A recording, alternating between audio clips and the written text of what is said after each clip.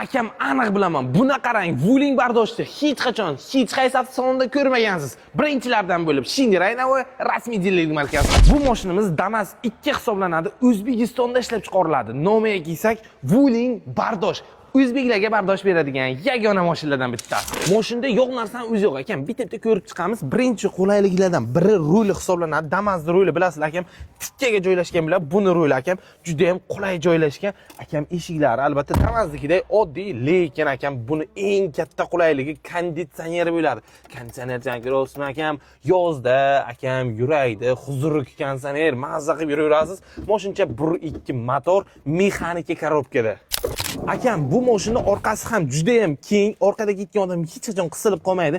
Akam bu mashina Damas'dan motor va korobka tomonlama juda ham kuchli va juda ham tez yurishi bilan farqlanadi. Damas'ning yurishidan zerikkan bratlarlar, bitta Damas 2 dan, ya'ni vuling bardoshni olib, maza qilib vuling bardosh hayda olmaysizmi? Akajon, agar vuling bardosh sizga rassrochkaga yoki naqdga yoki kreditga kerak bo'lsa, bemalol Shinraynavi rasmiy dilerlik markaziga murojaat qiling. Siz uchun sotuvda har xil ranglardan tayyorlab qo'yganmiz.